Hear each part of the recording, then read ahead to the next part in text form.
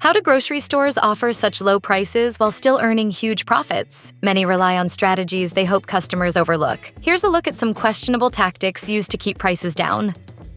Bringing your own bags when grocery shopping not only benefits the environment, but also helps stores cut costs. Many grocers now charge for plastic or paper bags to reduce expenses. While it may seem insignificant, the cost of providing single-use bags quickly adds up. Stores can spend anywhere from $1,000 to $6,000 monthly on bags, costs that are often passed on to customers. This strategy of charging for bags or offering none at all is common among discount retailers like Aldi and Lidl. Other stores, including natural grocers and some Trader Joe's locations, also charge for bags, offering either reusable options or more expensive single-use ones. Warehouse clubs like Costco and Sam's Club take it a step further by providing no bags at all, instead encouraging shoppers to use leftover shipping boxes. This growing trend helps stores save money while promoting eco-friendly practices.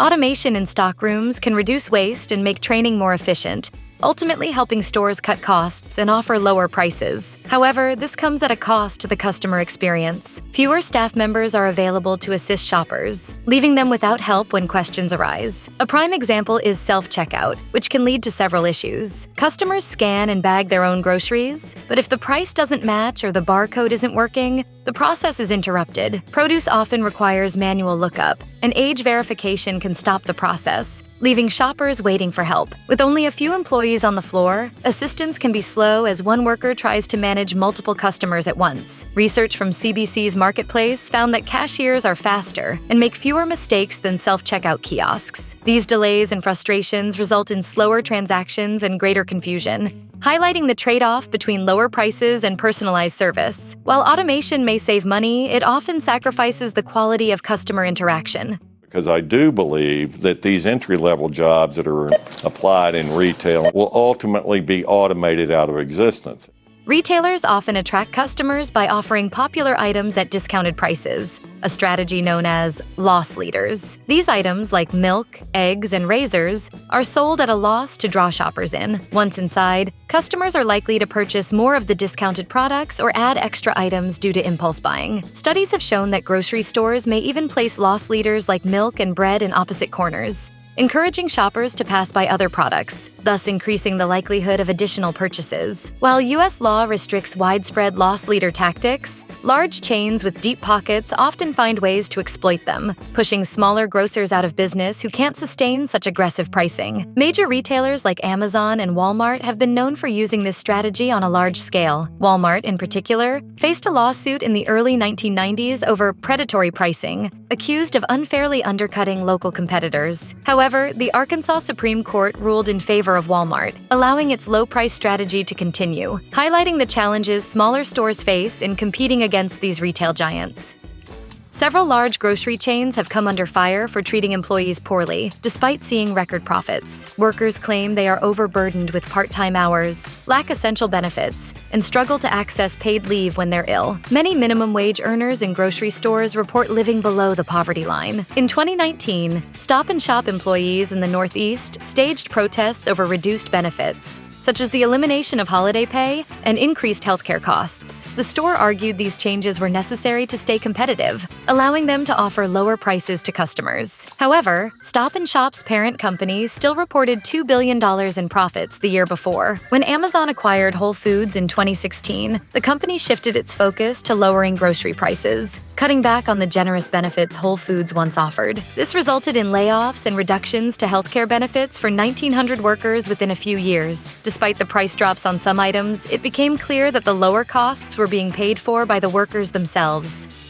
Credit cards have become the preferred method of payment for many shoppers, offering the convenience of not needing to carry cash or visit the bank. However, this ease of use comes at a significant cost to retailers. For each card transaction, stores are charged fees ranging from 1% to 5% by banks and credit card companies. In an effort to reduce these fees, Kroger even banned Visa cards at its Smith's food and drug stores in 7 states. Smaller retailers often combat these fees by requiring a minimum purchase for credit card transactions, passing on the added costs to consumers through higher prices. Occasionally, grocery chains will respond to high swipe fees by banning specific credit cards, either temporarily or until a more favorable fee structure is negotiated. In some cases, grocery stores opt out of credit cards entirely to keep costs down. Salvage stores, which sell heavily discounted items like damaged goods, near-expiry food, and surplus stock, often accept only cash or debit cards, ensuring lower overhead and providing even deeper savings for their customers.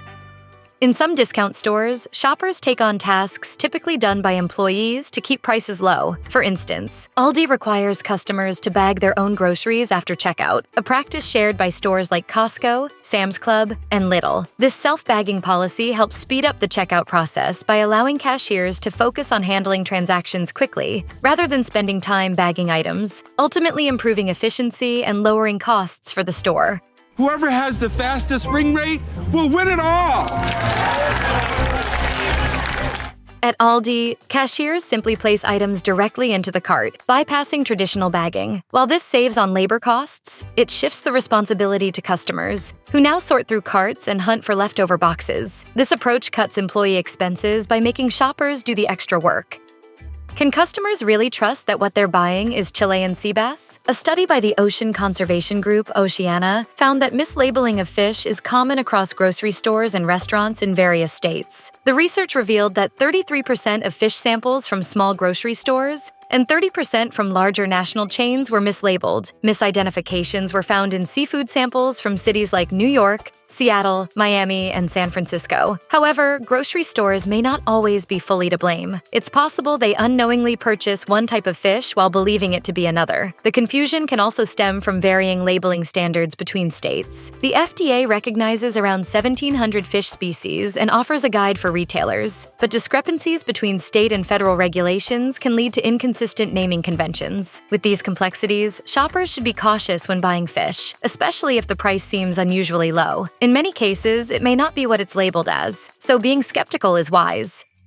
As grocery stores work to lower prices, many are turning to organic-adjacent products to keep up with the growing demand for organic options. The U.S. Department of Agriculture reports that organic food sales continue to see strong, consistent growth, with 3/4 of traditional grocery stores now offering organic products. To qualify for the USDA organic label, products must meet strict guidelines, including ensuring that at least 95% of the ingredients are organic. These requirements contribute to the higher cost of organic foods, which can deter price-conscious shoppers. In response, many grocers are creating new certifications that allow products to be labeled as organic, with fewer organic ingredients, helping them keep prices low. This shift could create confusion among consumers and increase demand for cheaper products that only contain some organic ingredients. According to Will Fantle of the Cornucopia Institute, this trend risks undermining the growth of truly organic products. If customers are trained to expect lower-priced organic items, it could be difficult to reverse this expectation. Just as with other pricing strategies like loss leaders, this could have long-term consequences for the organic food market.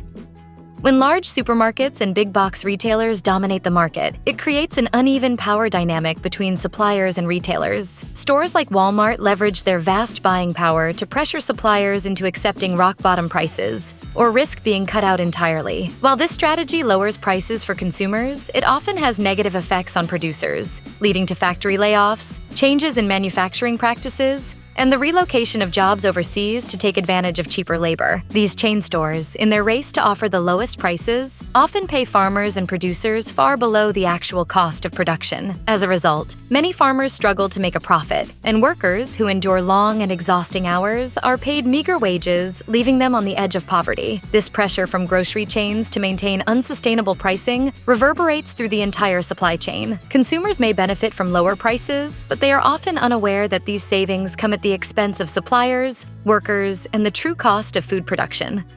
Retailers are increasingly using technology to manipulate discounts, with Amazon leading the charge in dynamic pricing. Other giants like Target and Walmart are adopting similar tactics, constantly adjusting prices based on factors such as time of day, demand, location, and customer behavior. Amazon alone changes prices millions of times daily. As a result, in-store prices can vary dramatically from what's offered online, depending on algorithms that track and respond to consumer patterns and market conditions. One pack of pens on Staples.com. The price on her computer? $15.19. And the price on his? $13.79. Some online stores have real-time savings that reduce prices as customers purchase more items, a strategy popularized by e-commerce but now used by physical retailers as well. For instance, Target offers a price match guarantee, but it's up to shoppers to notice the price differences. However, if not handled carefully, this approach can lead to issues. In 2017, Safeway lost a class action lawsuit for misleading customers about maintaining consistent pricing between their online and in-store offerings.